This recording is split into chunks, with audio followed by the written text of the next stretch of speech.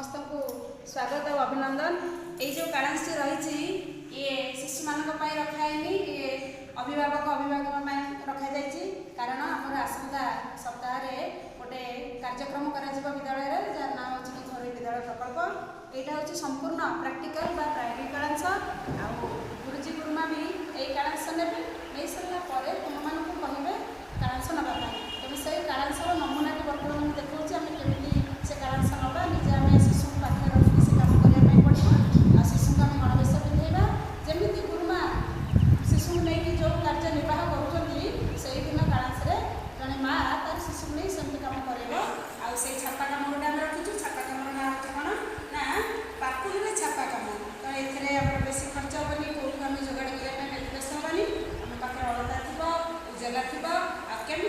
मुझे आम व्यवस्थित से कालांशटी ना कारण से आमर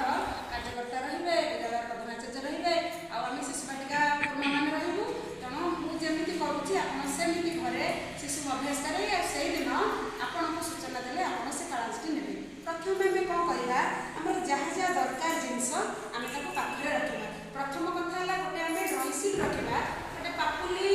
जगह पड़े गोटे बड़ सैज मैंने 4 कोणिया सैज ड्रॉइंग सीट रखा कारण से मोटा हम रंग छापा कम कले मैंने पुस्तक से छापी प्रथम गोटे आम नवा ड्रॉइंग सीट पूरा धरा नवा आम गोटे गिनारे उजाला हो कि अलता हो नवा ता सहित आम हाथ पात जमी असना न हम व्यवस्थित रंग देवाई आम स्पंज कि तुलाटे रखीदा ता सहित कौन करवा गोटे कपड़ा रखीदा आम रंग काम कर सारापर हाथ के परिष्कार स्वच्छता पर आम बहुत गुरुत्व देवा